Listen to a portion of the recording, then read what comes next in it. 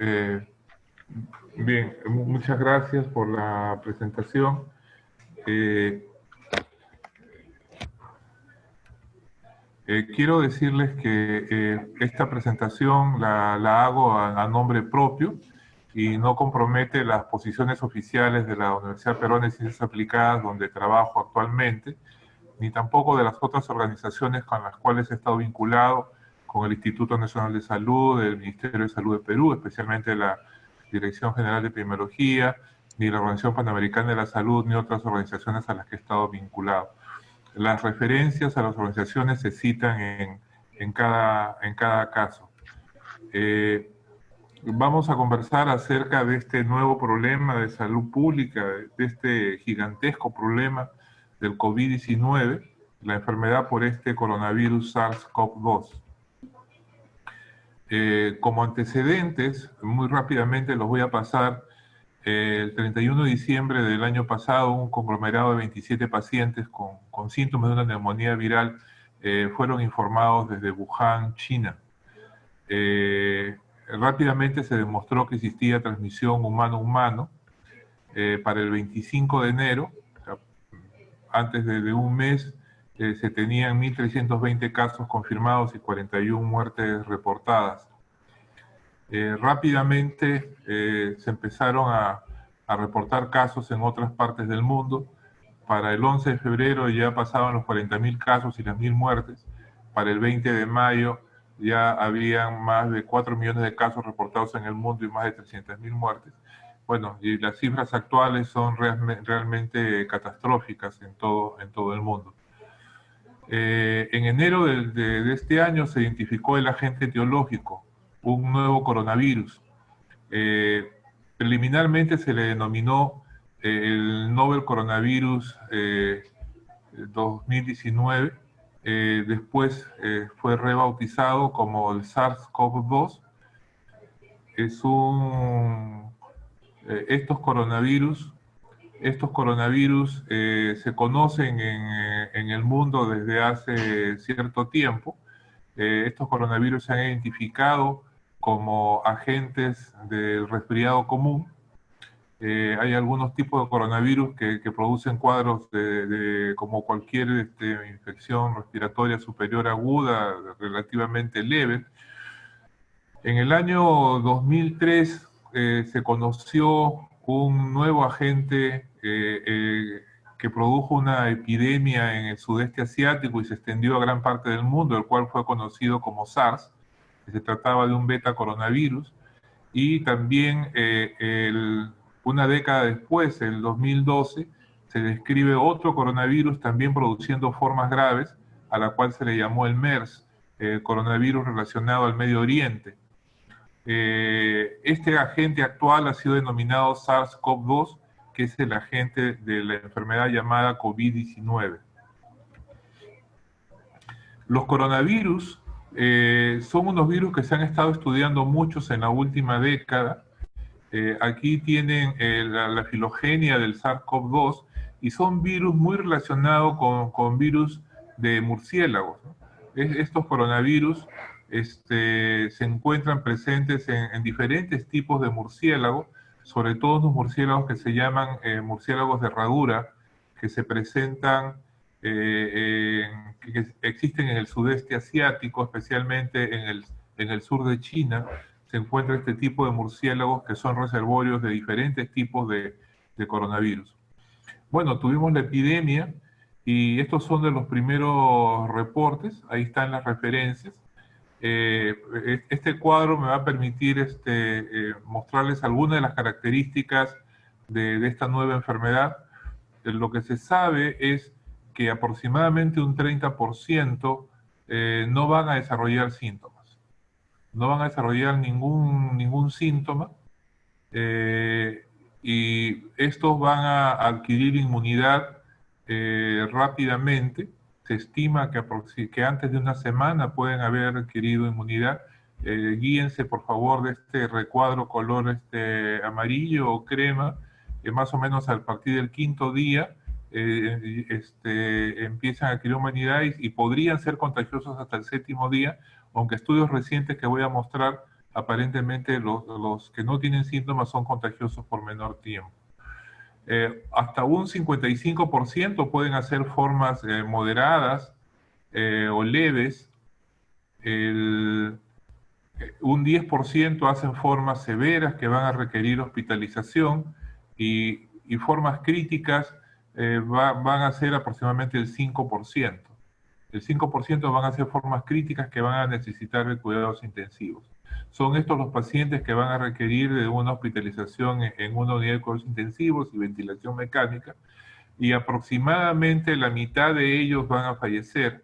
O sea, la letalidad en este grupo de los críticos es del 50%. En los severos, la letalidad es aproximadamente del 15%, que pueden ver ustedes acá, mientras que en las formas leves y moderadas, la mortalidad que ha sido comunicada es de 0%. Esto es importante tenerlo en cuenta cuando veamos los datos de Perú. Cuando hablemos de casos críticos de fallecidos, podemos saber que los críticos deberían representar el 5%, o sea, el total de pacientes admitidos en UCI, y que los fallecidos aproximadamente serían el 2.5% del total de todos los posibles infectados que existen en el Perú.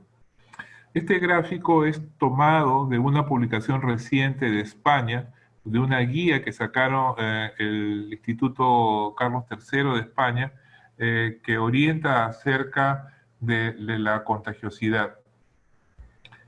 Aquí tenemos a los casos asintomáticos, los leves, los graves, los críticos, y lo que sabemos ahora, miren el color rojo que denota los que son más contagiosos, los muy transmisibles, que los pacientes asintomáticos son los menos contagiosos, los que tienen menos posibilidad de contagiar, mientras que los leves, ya el tiempo de contagio va hasta 7 días después del inicio de síntomas. Los graves puede prolongarse hasta más de 2 semanas, y los pacientes críticos son los que tienen mayor cantidad de días de contagio, ¿no? Son los pacientes que se han observado que inclusive después de los 30 días todavía tienen gran cantidad de virus en sus secreciones respiratorias y podrían ser muy contagiosos a pesar de que estén muchos días hospitalizados.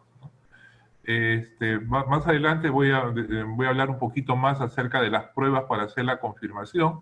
Las pruebas para poder confirmarlos, podemos hacer PCR, que es la reacción en cadena de la polimerasa, para poder buscar el RNA del virus, o podemos hacer pruebas de anticuerpos para buscar la respuesta del hospedero frente al virus. Una de las novedades que nos ha traído el COVID-19 es que, a diferencia de lo que siempre nos enseñaron, que primero aparecen los anticuerpos IgM y después aparecen los anticuerpos IgG, en el COVID-19 aparentemente aparecen juntos, tanto el IgM como la IgG aparecen de manera simultánea y se van a ir elevando poco a poco alrededor miren, esto es interesante, alrededor del día 10, o sea, estamos a mediados de la segunda semana, solamente el 25% de las personas ha desarrollado los anticuerpos de manera detectables. Entonces, la probabilidad de que sean positivas una prueba que se toma durante la primera semana es menor al 25%, incluso durante la segunda semana. La sensibilidad en general es baja de las pruebas de anticuerpos. Vamos a ver en otros estudios que nos dan datos similares. Esto es una lámina del Instituto Nacional de Salud, donde habla de las llamadas pruebas rápidas. La verdad, aquí en el Perú le estamos diciendo pruebas rápidas porque son rápidas de hacer, y a las otras le decimos pruebas moleculares al PCR, aunque las dos son pruebas a nivel molecular. Las dos pruebas actúan, una detectando los anticuerpos frente al COVID-19 y la otra tratando de buscar el RNA viral a través del PCR. Entonces, para las pruebas rápidas, esta es una lámina del Instituto Nacional de Salud, nos habla para hacer triaje rápido de casos sospechosos en la comunidad, hacer pruebas de contactos en casos confirmados, o sea, evaluar como parte de la investigación de contactos, para análisis, situación y vigilancia epidemiológica, Y nos dice el instituto que no deben ser usadas para altas hospitalarias, o sea, para decidir si un paciente se le da de alta o no, tampoco para los llamados pasaportes de inmunidad que se han implementado en algunas partes del mundo. Es decir, si el paciente ya tiene IgG, entonces les dan un certificado que pueden decir yo ya no contagio, ya tengo anticuerpos, o para regresar a trabajar. Sin embargo, incluso para las pruebas que el Instituto Nacional de Salud dice que sí deben usarse, para el triaje, para hacer pruebas de contactos, tienen limitaciones. Tienen limitaciones por la baja sensibilidad que tienen. Si yo le hago incluso la prueba a un paciente que puede estar en los primeros 10 días de enfermedad, tengo una chance mayor al 75% de tener un falso negativo, es decir, que estando infectado la prueba me salga negativa. Para vigilancia epidemiológica van a ser útiles sobre todo para los estudios de cero prevalencia, como les voy a mostrar más adelante. Esta es otra lámina, esta es una lámina de la Organización Panamericana de la Salud que más o menos nos dice la posibilidad de que yo pueda detectar por un PCR, por un hisopado nasofaringio. El uso de esta prueba se limita a los primeros días de enfermedad, más o menos semana y media. Después es más difícil que el PCR por hisopado nasofaringio pueda detectar el virus. El virus presente en los pulmones está un poco más de tiempo, puede llegar hasta los 20 días, entonces a partir de mediados de la segunda semana es más sensible hacer el PCR de esputo en vez de hacer de hisopado nasofaringio para poder hacer el diagnóstico por PCR. Los anticuerpos IgM y IgG ya los hemos comentado, se elevan casi juntos. Los IgM van a durar aproximadamente por un poco más de 3 semanas, todavía no se sabe mucho. En cambio, los IgG, como sabemos, son más duraderos para poder hacer el diagnóstico. ¿Qué pasa con los asintomáticos? No se sabe mucho por su misma naturaleza de asintomáticos. Se supone que el tiempo de días después del contacto para que aparezcan los anticuerpos es similar que en el caso de los sintomáticos, es decir, los anticuerpos están apareciendo a partir del octavo día, igual que en los casos de los pacientes sintomáticos. Esta otra lámina, que también pertenece a la Organización Panamericana de la Salud, nos habla de la relación entre la carga viral, es decir, la cantidad de virus presente en las secreciones, la gravedad del paciente y la posibilidad de contagio. Les voy a mostrar uno por uno. El que está en la línea verde habla de los casos asintomáticos y los casos leves. Miren los valores de la carga viral, caen muy rápidamente después de los días de inicio de síntomas en los leves, y entonces la probabilidad de contagio es baja, ¿no? Antes de la semana ya han dejado de ser contagiosos. En los casos graves, en la línea roja, la posibilidad, la carga viral es más alta, está por 10, está por 10 copias de RNA por mililitro, y miren cómo va disminuyendo a partir del día 11, 12, el día 14 ya ha caído casi la carga viral a niveles que lo llevan a una baja probabilidad de transmisión. Esta es la base por lo cual se indica el aislamiento por 14 días, porque después de los 14 días la mayor parte de los pacientes que no son críticos han dejado de ser contagiosos. Y la línea naranja que está arriba nos habla de los pacientes críticos, más o menos lo mismo que veíamos en el otro gráfico, que los pacientes críticos, los que están en una unidad de cuidados intensivos, pueden ser contagiosos por mucho más tiempo, porque la gravedad se asocia a tener una carga viral muy alta, y estos pacientes van a ser contagiosos por mayor cantidad de tiempo. Esta es otra publicación que comparto con ustedes. Voy a tratar de orientarlos porque es una tabla un poco compleja. Lo que vemos acá son los días después del inicio, en la primera columna en la celeste. Este es el total entre la primera semana, entre el primer y el séptimo día, la segunda semana entre el 8 y 14 días, y entre el día 15 y 39. Y lo que vemos acá en esta columna color crema son las pruebas que buscan el RNA viral, es decir, las pruebas de PCR. Después la siguiente dice AB, son los anticuerpos totales. La siguiente columna, los anticuerpos IgM. La siguiente columna, los anticuerpos IgG. Y la última columna es la combinación de usar PCR más pruebas de anticuerpos. O sea, si usara las dos pruebas. Y lo que vamos a evaluar es la sensibilidad en todos los casos, ¿no? La sensibilidad en todos los casos. Es un estudio hecho con pacientes en China. Y miren ustedes, vayamos a la primera semana, entre 1 a 7 días.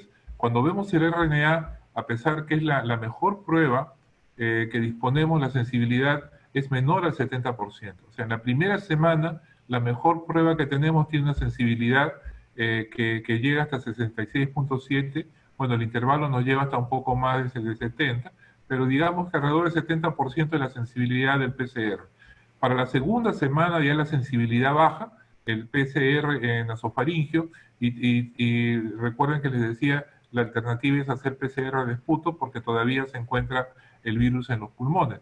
Y en la siguiente semana el PCR, su sensibilidad ha bajado por debajo del 50%. Cuando vemos las pruebas de IgM, vayamos a la columna de IgM, en la primera semana, de 1 a 7 días, la sensibilidad está por debajo del 30%, la primera semana. Recién a partir de la segunda, la sensibilidad supera el 70%, y ya para partir de la tercera, la probabilidad de encontrar anticuerpos es muy alta, tiene una sensibilidad del 94%. En las IgG, la sensibilidad la primera semana es menor al 20%, para la segunda semana está ya en 54% y a partir de la tercera semana 79.8%. Por estas características es que las pruebas que se basan en anticuerpos no se recomiendan para ser usadas para un diagnóstico clínico, porque si yo tengo un paciente con un cuadro respiratorio severo y le hago una prueba, es muy probable que me salga negativo porque aún los anticuerpos no se han producido y en realidad no me sirve de mucho. En las pruebas, la principal indicación que deben tener las pruebas basadas en anticuerpos es para hacer estudios de cero prevalencia para saber qué porcentaje de la población ha sido afectada. Hablando ahora de algunos indicadores epidemiológicos, quiero recordar con ustedes algunas definiciones básicas para poder entender los datos que les voy a presentar sobre todo de lo que está pasando en el país. Esto es una curva epidémica que tiene esta imagen así como de una montaña. Esta curva, esta forma de las epidemias fue descrita en el siglo XIX por un epidemiólogo inglés, el doctor William Farr. Él describe que las epidemias toman esta forma de campana y se le conoce como la campana de Farr.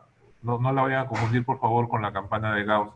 Esta es la campana de Farr, descrita por él, y toma esta forma porque representa la diseminación de la enfermedad en la población hasta que llega un momento en que aproximadamente el 50% de los susceptibles ya ha sido contagiado y entonces ya por probabilidades de encontrar un susceptible empieza a reducirse y entonces la enfermedad sigue transmitiéndose, pero cada vez son menos susceptibles, entonces toma esta forma y va disminuyendo. Raramente una campana de Farr es simétrica, generalmente es asimétrica, el lado derecho cae más lentamente que la subida. Si acumulamos los casos de cada día, obtenemos esta curva de casos acumulados que siempre va a ir hacia arriba. A lo mucho, cuando empiezan a disminuir los casos, esta curva se va a volver un poquito más horizontal hasta que llega al final de los casos. Entonces, la curva epidémica es la que está en la línea roja y la curva epidémica debe realizarse primero con casos sintomáticos, o sea, con pacientes con casos que tienen síntomas. Segundo, debe ordenarse por la fecha de inicio de enfermedad. Eso es lo que nos va a permitir saber en qué parte de la curva estamos, si estamos en la fase de ascenso, si estamos en la parte más alta o estamos ya en la parte de descenso. Esto es lo básico de una curva. Ahora, cuando yo quiero medir, quiero hacer estudios para poder entender la epidemia, yo puedo medir la incidencia, que es decir, medir los casos nuevos en un periodo de tiempo, cuál fue la incidencia por día, por semana, mido el número de casos nuevos en un periodo de tiempo. Si yo quiero saber los casos de enfermedad existentes en un momento del tiempo, eso es prevalencia. O sea, la prevalencia es, imagínense que pudiéramos saber en este preciso momento cuántos enfermos por COVID-19 existen en el Perú, es decir, cuántas personas están con la enfermedad sintomática en estos momentos. Y tenemos la cero prevalencia, que es el número de personas que tienen anticuerpos contra la enfermedad. ¿Qué proporción de la población peruana en estos momentos ya tienen anticuerpos contra la enfermedad? Esos son los estudios de cero prevalencia. Independientemente de cuándo se infectó la persona, ellos pueden tener anticuerpos porque se han infectado hace una semana o hace 3 meses, ¿no? Lo que nos dice la cero prevalencia es qué porcentaje de población a la fecha se ha infectado, tanto los sintomáticos como los asintomáticos, porque este indicador se basa en los anticuerpos, la proporción de personas con anticuerpos en la población. Veamos esta lámina publicada hace unos días por la Organización Mundial de la Salud. Es una lámina actualizada al 8 de junio, donde vemos el reporte de todo el mundo. Este es el reporte de todo el mundo. Está el primer brote en China. Y rápidamente miren el color amarillo, este que está acá, son las Américas. Son las Américas. El color moradito, el Mediterráneo del este, o sea, la zona del Medio Oriente, lo que está en rosado, Europa, en celeste, el que está más abajo, el sudeste asiático, en naranjita, la parte de China y Oceanía, que es lo que llaman el Pacífico Oeste, y lo que está pequeñito arriba en las puntas, África, ¿no? Que hasta ahora tiene una baja incidencia. Vemos que en las Américas la cantidad de casos es bastante grande, es una de las zonas más afectadas del planeta, y vemos que en la zona europea, que tuvo entre marzo y abril la mayor incidencia, ahora poco a poco se va angostando la incidencia, ¿no? Se va angostando la incidencia. Esto es el mundo, ¿no? Ahora, si vemos esta forma que estamos viendo acá y vemos como mundo, ¿en qué momento estamos, no? Pareciera que estamos más o menos a la mitad de la epidemia, que estamos llegando ya a la fase de climas y va a empezar a descender. Ojalá que así sea. Si vemos solamente los casos de Europa, nos da la idea de que ya está descendiendo. Si vemos los casos del Medio Oriente y del sudeste asiático, todavía la vemos en aumento.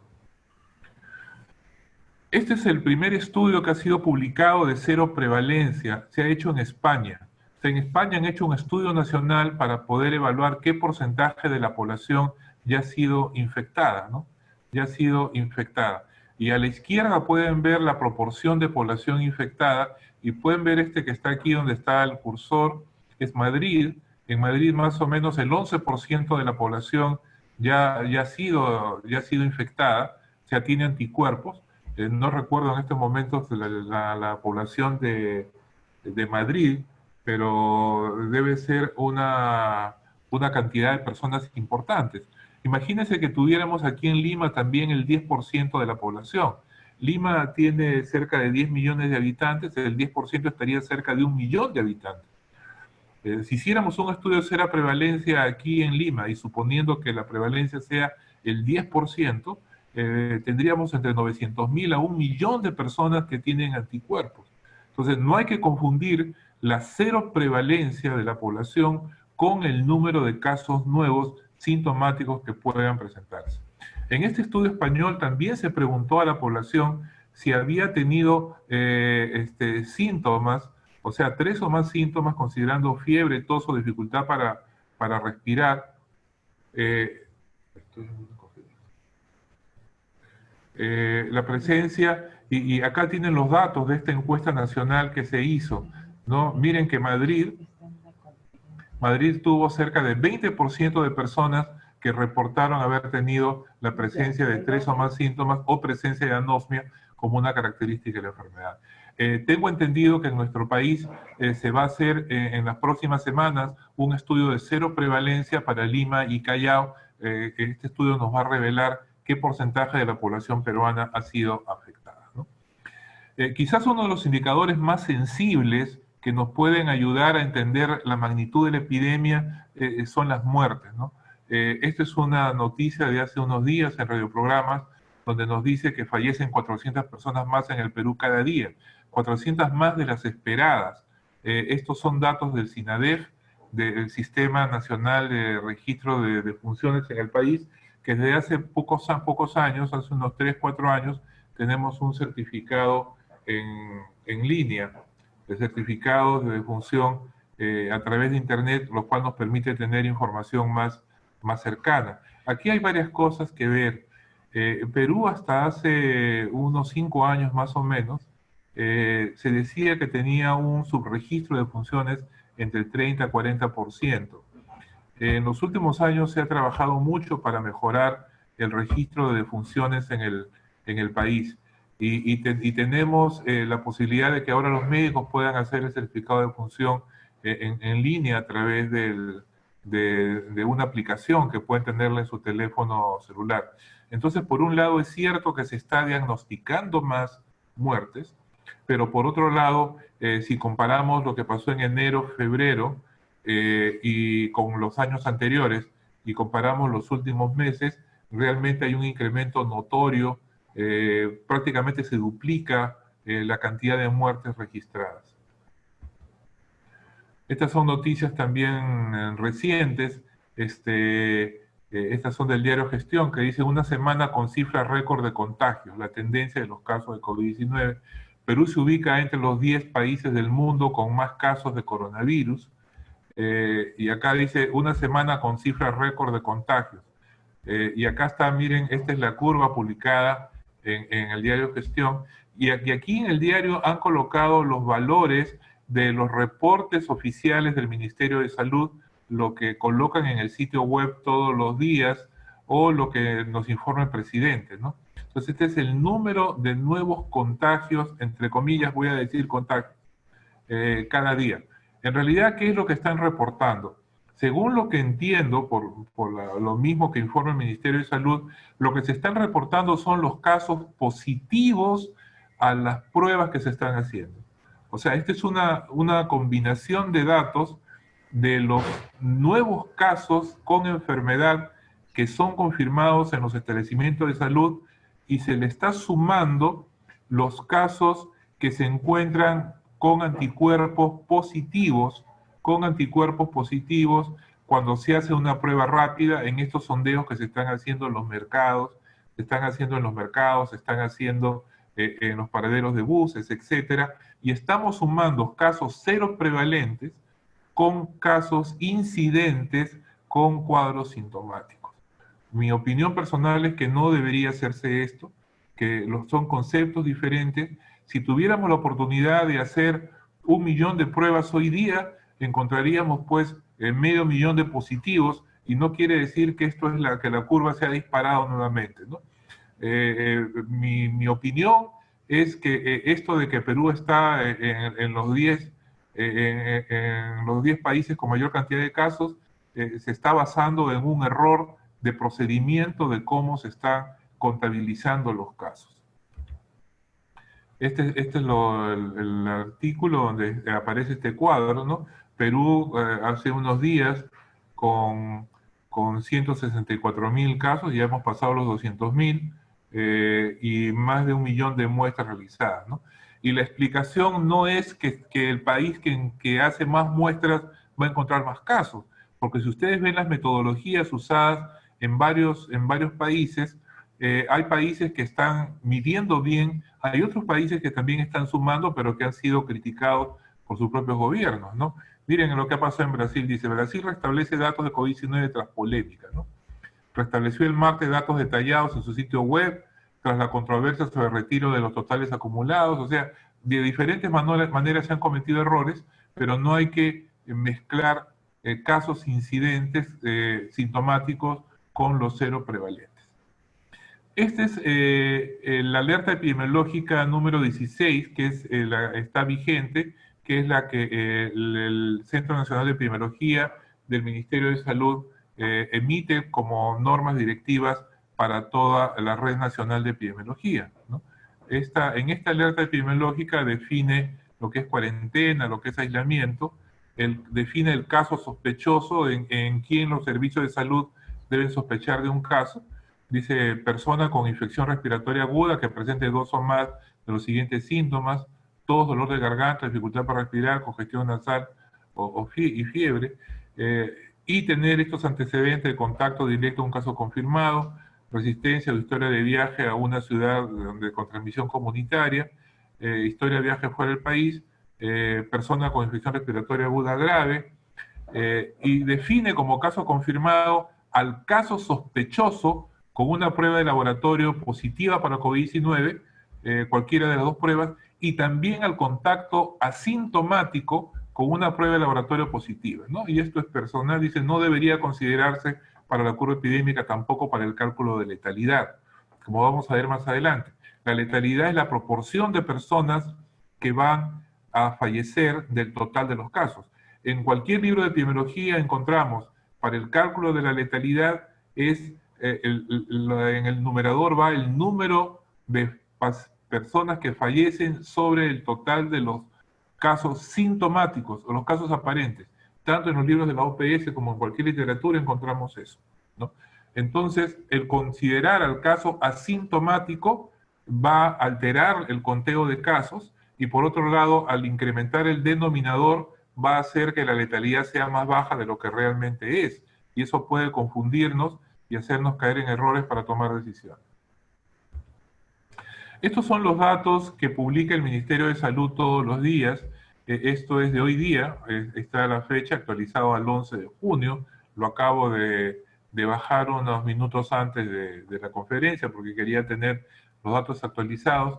Y aquí vemos los pacientes a los cuales se les ha hecho el PCR, en la primera columna, los que se ha hecho prueba rápida, el total de casos positivos, que son más de 200.000 al momento, los fallecidos, que ya pasamos los 6.000, y aquí está la letalidad.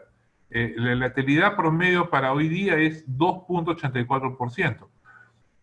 Hago la tingencia de que si estamos colocando, como dice la norma, en el total de casos, también los asintomáticos, estamos inflando el denominador y por lo tanto la letalidad va a bajar. A pesar de eso, tenemos zonas que tienen una letalidad muy alta, muy alta. Ica tiene la letalidad más alta con 6.48%, tiene la letalidad más alta. El Ancash 5.78, Lambayeque 6.15, Piura casi 5, Tumbe 5, y les pongo estas letalidades que están igual o más de 5 porque son las que casi duplican la letalidad promedio nacional y son los lugares donde debemos prestar más atención para ver qué cosa está sucediendo. Este es otro dato. No tenemos estudios de cero prevalencia todavía en el Perú. Me refiero a estudios hechos con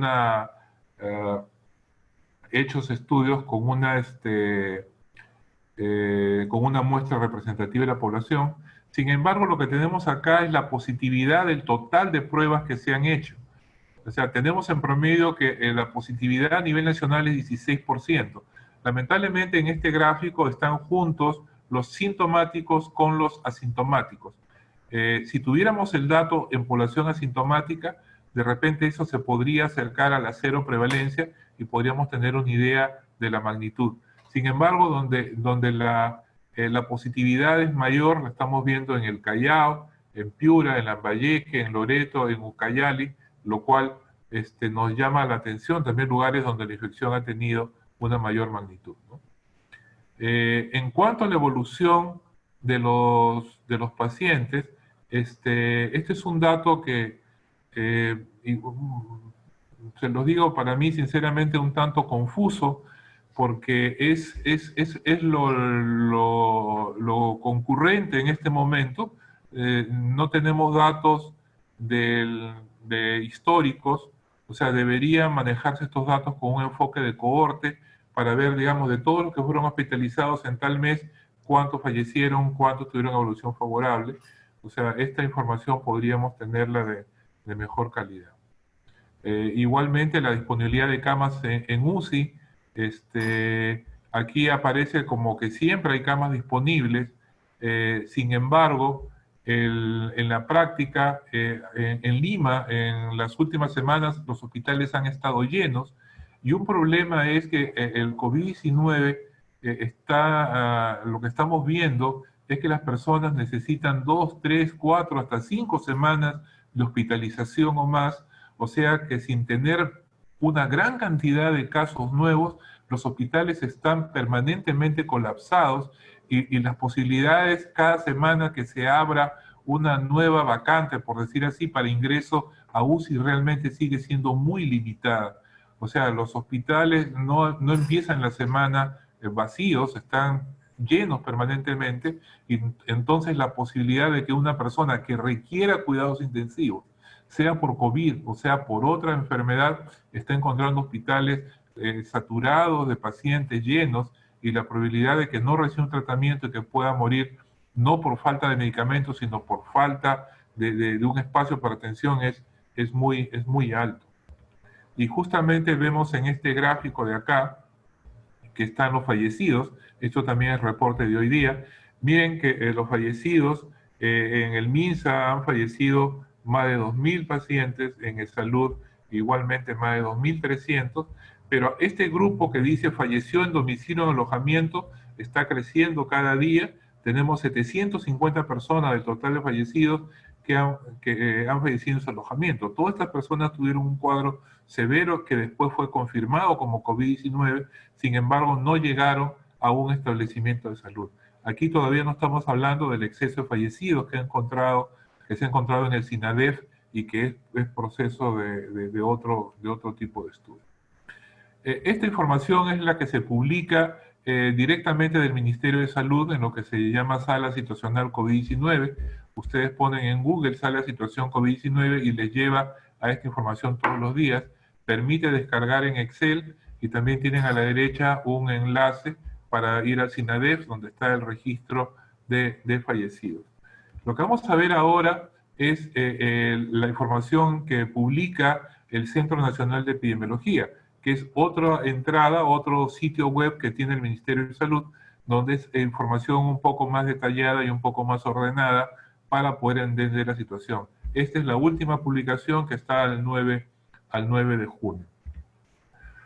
Aquí lo primero que encontramos es el total de positivos, estas son las muestras procesadas, es el total de muestras procesadas, el total, que más de 1.200.000 muestras, y como podemos ver cada vez hay mayor cantidad de muestras que se han procesado, la mayoría de ellas pruebas rápidas, o sea, pruebas que buscan anticuerpos, con todas las limitaciones que hemos comentado, y acá abajo vemos el PCR que se siguen haciendo, pero en una cantidad mucho menor. Y aquí quiero mostrar los muestreos. En realidad no han sido estudios de cero prevalencia, porque no han tenido una muestra representativa de las poblaciones estudiadas, sino han sido muestreos en muestras intencionales o muestras de oportunidad que han sido realizadas en paraderos de buses en Lima, y sorprendentemente son personas que llegaban a tomar su bus. Podemos decir que ahí el azar también juega algo importante. Sin embargo, a pesar de esto, hemos encontrado prevalencias, o mejor dicho, se han encontrado porcentajes muy elevados. La estación Bayobar, que está en San Juan la estación Bayobar, que está en San Juan de Lurigancho, la mitad de la población, es una prevalencia de 50%. Recuerden que Madrid tuvo 10%, 11% de prevalencia. En esta estación, o sea, la gente de San Juan Lurigancho, cuando se haga el estudio de cero prevalencia en una muestra poblacional, probablemente esté por ahí, por 50%. Y pueden ver valores muy altos: la estación Caja de Agua 44%, la estación de Gamarra 25%, otras estaciones 33%, Angamos 33%, ¿no? En una empresa de taxis 44%, todas son muy altas las prevalencias que se han que se han encontrado. Lo cual podríamos interpretarlo porque esas personas son personas que viven en un distrito de Lima y podrían ser las prevalencias de sus distritos de procedencia, ¿no? No fueron específicamente estudios de prevalencia, no fueron hechos con un tamaño de muestra adecuada, fueron hechos, si no me equivoco, por un equipo con Ministerio de Defensa y Ministerio de Salud que trabajaron en eso. Y acá tenemos algo parecido hecho en mercados en Lima. La fuente también es del Centro Nacional de Epidemiología, y pueden ver algunos mercados en Lima que los valores son realmente muy altos: 39%, 47%, 42%, en el ex Mercado Central 29%, Mercado San José, en Jesús María 39%, el Mercado de Huiracocha también, Jesús María 40%, el Mercado de Frutas tiene el más alto de 86%, ¿no? Uno de los más altos. En realidad, cifras muy altas que nos hablan igualmente, ¿no? La gente que trabaja en los mercados vive en algún sitio, en alguna zona, y la transmisión es de persona a persona. ¿Qué objeto tiene cerrar un mercado cuando la transmisión no está en las paredes del mercado ni en las verduras? Está en las personas, y probablemente muchas de ellas tengan anticuerpos IgG que ya nos dicen que la infección que tuvieron fue pasada hace varias semanas y probablemente ya no sean contagiosos.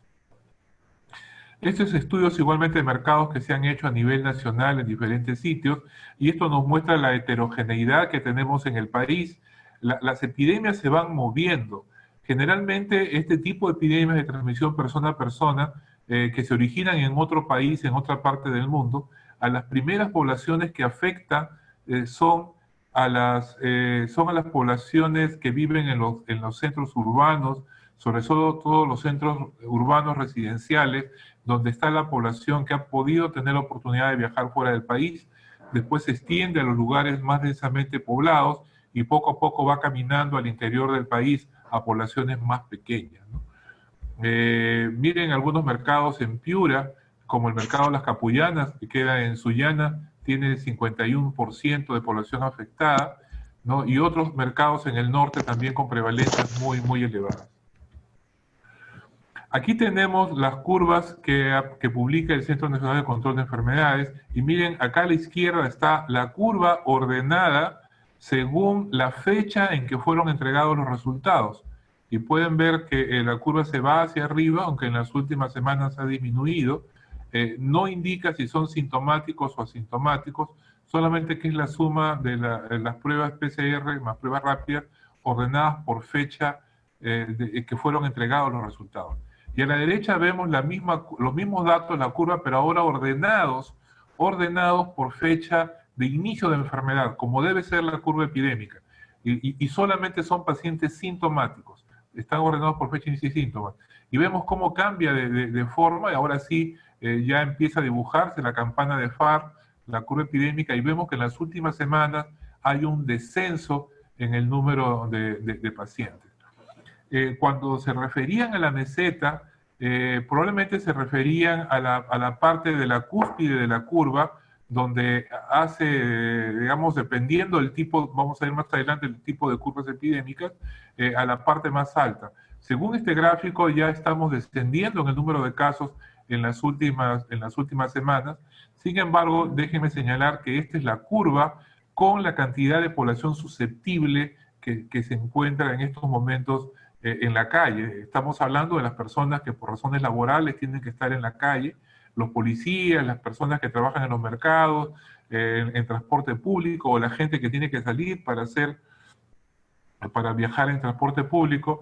Si en estos momentos se levanta la cuarentena totalmente, la gente saldría a la calle y la cantidad de susceptibles volvería a aumentar y podría darse nuevamente una transmisión eficiente.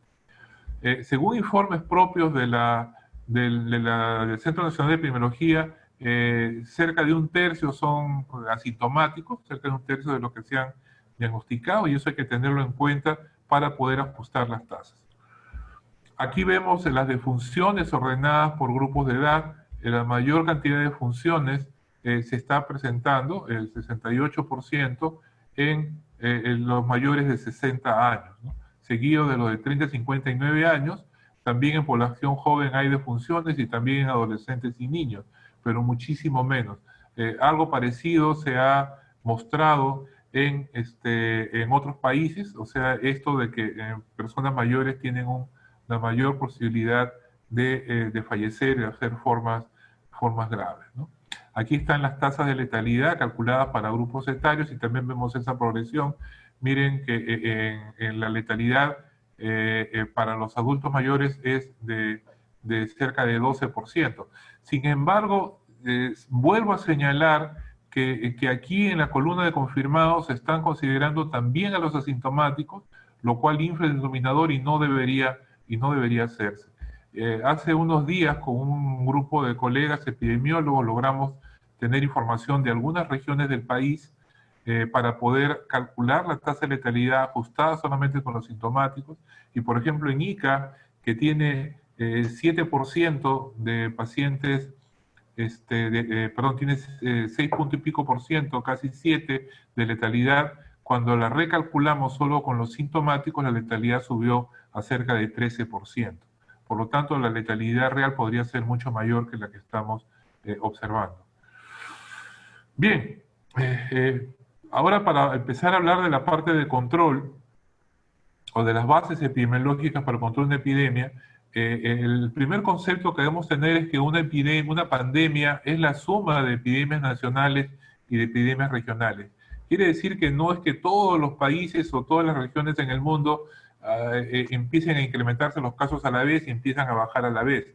No, esto es una suma de diferentes epidemias y lo mismo pasa aquí en nuestro país. O sea, o en cada distrito. Puede haber un distrito que ya hizo hizo ya toda la curva epidémica, ya descendió, otro que recién está en fase de ascenso, otro que todavía no ha empezado. Y esto es importante porque las medidas de control deben ser regionales, deben ser ajustadas a lo que está ocurriendo en cada región al momento epidémico que está viviendo. No, esto se conoce de las epidemias, esto es una lámina del CDC de los Estados Unidos, donde habla de los diferentes momentos de una pandemia, ¿no? Estamos probablemente, como la gráfica que hemos visto, ya estamos en la fase de desaceleración, ya está cayendo la epidemia. Otro concepto que tenemos que entender, se ha hablado mucho del R sub 0, que es una medida que la epidemiología matemática utiliza para poder ver la evolución de una epidemia. El concepto de R sub 0 es relativamente sencillo, es cuántas personas en promedio se contagian a partir de un primer enfermo. O sea, si yo tengo COVID-19 y si me pongo en contacto con un grupo de personas, ¿a cuántos contagio en promedio? Y estos a su vez, ¿a cuántos van a contagiar en promedio? El R sub 0 calculado para Perú es de 2.5%, o sea que cada persona en promedio contagia a 2,5 más, y el rango de contagios que se ha visto en el mundo varía aproximadamente entre 2.5 a 5%. O sea, las peores epidemias son del 5, no es 5%, sino un R sub 0 de 5, o sea que cada uno contagia a 5. Si yo tengo una epidemia con un R sub 0 elevado, lo que vamos a tener es una epidemia con este perfil, una epidemia que sube rápidamente afecta a la mayor parte de la población y también va a bajar rápidamente, ¿no? Si no hubiéramos hecho absolutamente nada, veríamos una epidemia que evoluciona de esta manera así, evoluciona rápidamente, en pocas semanas se acabó, pero el impacto que tuvo fue muy alto en la mortalidad. Yo recuerdo en la época de la epidemia del cólera, yo me estaba iniciando como epidemiólogo, y cuando hice las curvas epidémicas, yo trabajaba en Ica, y en los distritos donde fueron afectados muy violentamente, sobre todo los distritos rurales, los más alejados, hacían un pico así muy rápido, en 3, 4 semanas ya no había epidemia. Llegábamos y ya nos contaban la historia, había desaparecido, ¿no? Incluso en un libro que todos ustedes conocen, seguramente el libro de enfermedades infecciosas de Mandel, en la versión que teníamos del año 1991, de una manera irónica decía, las epidemias de cólera en los pequeños poblados no duran más de 3 semanas. Por lo tanto, cualquier medida de control que se haga la tercera semana será espectacularmente efectiva. ¿no? Haciendo la ironía de que ya estamos en la fase de descenso de la curva. Entonces, cuando enfrentamos una epidemia, lo que tratamos de hacer son tres cosas. Lo primero, queremos enlentecer la transmisión, retrasar el pico. Lo segundo es que el pico no sea tan agudo, tan elevado y queremos aplanarlo. Esto es lo que llaman aplanar la curva.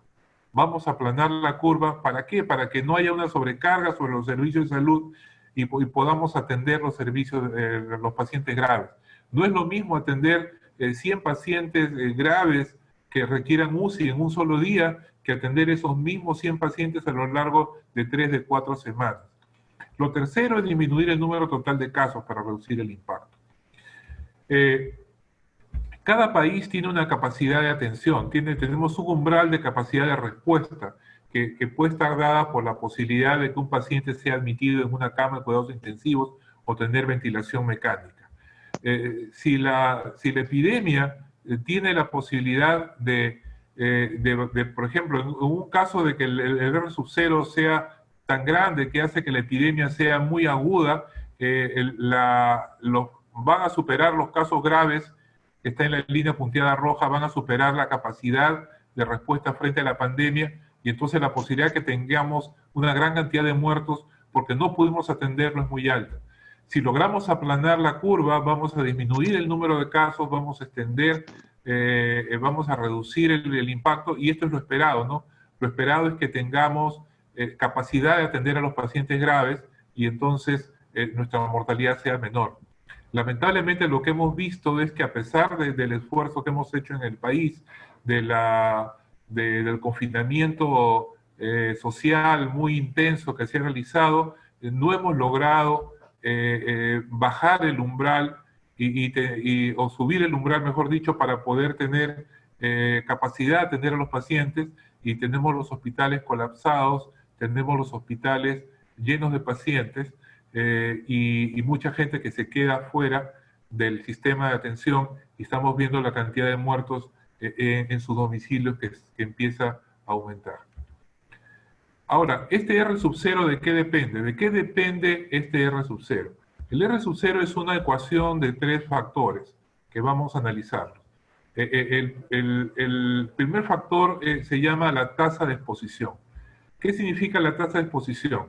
Si yo estoy infectado con el COVID-19 y me quedo en mi cuarto, no salgo, no hablo con nadie, no tengo ninguna posibilidad de contagiar a otro. Pero si yo tengo contacto con algunos familiares que viven conmigo, ya aumenta la probabilidad de que yo contagie a otro.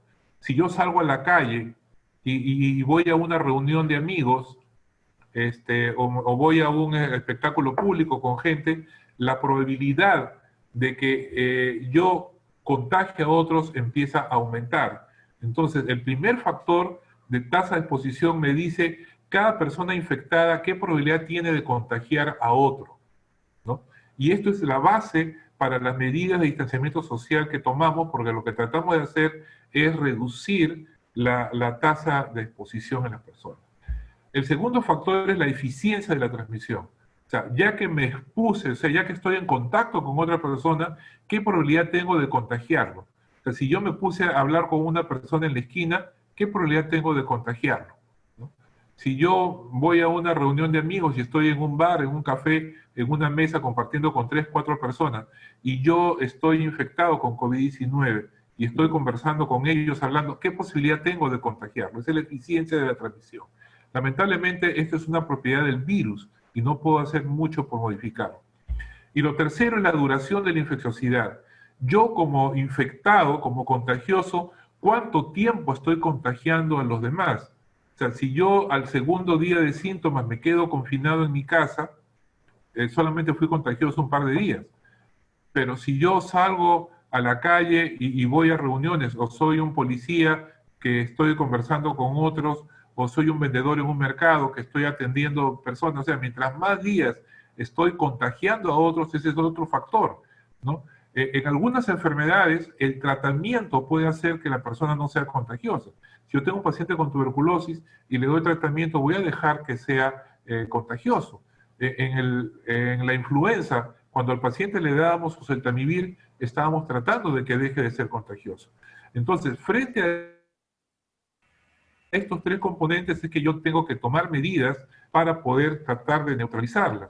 Para neutralizar la tasa de exposición es el distanciamiento social, ¿no? Y aquí viene la suspensión de reuniones, el cierre de escuelas, el confinamiento, todas las medidas que yo pueda tomar para reducir este componente.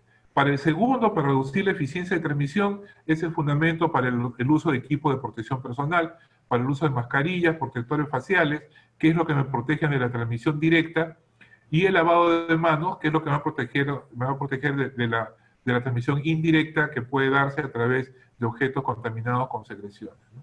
Y el tercer factor, para poder neutralizar la duración de la infecciosidad, aquí se basa la detección precoz de las personas, el aislamiento de enfermos contagiosos. Y aquí es donde viene un punto de discusión de lo que se ha discutido en las últimas semanas, si hay que aislar también o no a los pacientes asintomáticos, y ahí vino la discusión con la OMS, que la OMS en un momento dijo que no, porque los asintomáticos, como hemos visto en la lámina anterior, son menos contagiosos que los sintomáticos, y ahora se ha rectificado diciendo que sí son importantes, porque la suma de la gran cantidad de asintomáticos, recuerden que son el 30%, es importante también tomar medidas sobre ellos.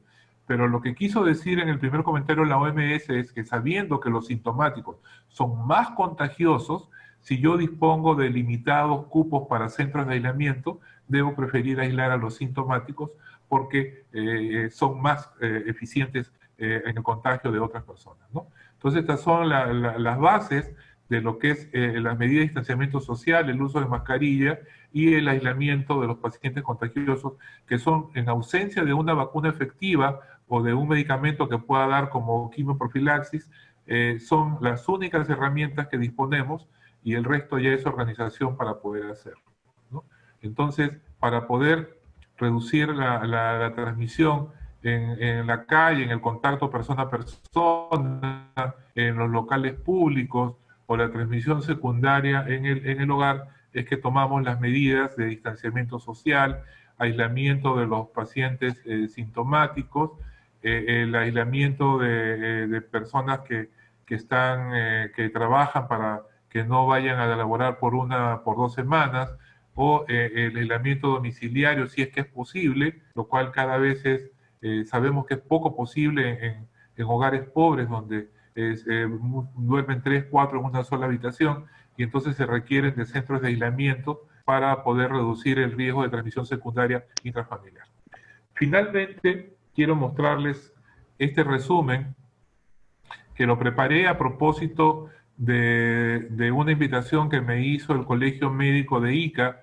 Ellos tuvieron una reunión hace algunas semanas para poder afinar un plan de control. Lo que me pidieron es que tratara de hacer una propuesta concreta porque veían las cosas un poco difíciles de organizar. Entonces se me ocurrió plantearlo de esta manera, dando 5 tareas a la familia y a la comunidad, 5 tareas a los servicios de salud y 5 tareas al gobierno, sea nacional, regional o municipal. Esto lo presenté al gobierno regional de Ica, al colegio médico, y espero que les haya servido de utilidad. Empezamos con las 5 tareas para la familia y la comunidad. Cumplir con el confinamiento, la cuarentena y el aislamiento, que son 3 cosas diferentes. Confinamiento es la medida de distanciamiento social de quedarnos en casa. Cuarentena es un periodo de observación, asumiendo que posiblemente nos hemos contagiado y tenemos que estar alerta si alguien presenta síntomas. Y aislamiento, que es la medida de si se presenta un caso, aislamiento domiciliario o aislamiento hospitalario. Segundo, evitar salir de casa, salir por el menos tiempo posible y mantener distanciamiento social en la calle. Tercero, el uso correcto de las mascarillas, en todo momento fuera de la casa, y protección facial, lavado de manos o desinfección con alcohol gel. Cuarto, proteger a los adultos mayores y otros grupos vulnerables, que son los que pueden hacer formas más graves, con equipos de protección personal y distanciamiento social dentro de la casa, porque cualquiera de los que salimos podemos infectarnos, tenemos que ser conscientes que podríamos hacer una forma asintomática y contagiar. Y el quinto, no automedicarse y acudir o llevar oportunamente a los enfermos con signos de alarma a un establecimiento de salud. Las tareas para los servicios de salud. La primera tarea, organizarse. Coordinación intrasectorial dentro del sector salud, organizarse y conducir la respuesta del sector salud. Un solo comando, como hemos aprendido siempre en una situación de emergencia sanitaria. Segundo, organizar la atención médica, dotar el equipo de protección personal, medicamentos, insumos y los recursos necesarios para poder garantizar el tratamiento adecuado de los pacientes, ¿no? Pacientes que lo requieran, COVID-19 y no COVID. Una de las sospechas es que personas con problemas de salud que no son COVID también están falleciendo porque no tienen acceso a los servicios de salud, porque igualmente las UCIs están saturadas. Tercero, vigilancia epidemiológica y uso racional de las pruebas de laboratorio. Como decíamos, el mejor uso de las pruebas de laboratorio es para la vigilancia. Cuarto, realizar investigación de casos, contactos y brotes para poder implementar las medidas de aislamiento y cuarentena. El quinto, información y comunicación. Permanentemente a la población para dar indicaciones preventivas, desmentir rumores o noticias falsas y brindar tranquilidad y salud mental por medios masivos de comunicación a la población, como lo hace Telesalud. Y por último, las tareas para el gobierno, sea nacional, regional o municipal. Coordinar intersectorialmente, o sea, coordinar la respuesta entre otros sectores, coordinar con la comunidad para facilitar las intervenciones sanitarias, velar por la protección de la población vulnerable. Hay muchos ancianos en asilos, conventos, internados, niños y ancianos en abandono social, etcétera. No les he presentado el dato.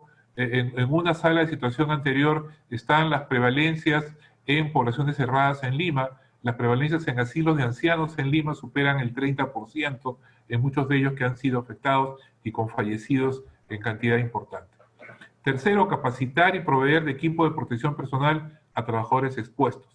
Los policías, el ejército, los vendedores de mercados, trabajadores de bancos, taxistas, etcétera, deben tener el mejor equipo de protección personal porque laboralmente ellos se están exponiendo para poder mantener la maquinaria social, el poder tener insumos para el mercado, etcétera. Cuarto, supervisión de protocolos y medidas de seguridad en espacios públicos y medios de transporte. Y quinto, apoyo a las familias con menos recursos, con alimentos y otros recursos para subsistencia, ¿no? Que es el principal motivo por el que la gente sale de su casa, es porque tiene que trabajar para poder conseguir alimentos. Entonces, esta reflexión que les he presentado y la propuesta final simplificada que lo hice para ayudar al gobierno regional de Ica, tiene bases en la epidemiología de la enfermedad, en la forma que se transmiten, en la ecuación del R sub 0, y espero que esto que les he compartido sea de utilidad y haya cubierto las expectativas que ustedes tenían para la conferencia, y estoy gustoso de responder cualquier pregunta o cualquier comentario que esté a mi alcance. Muchas gracias.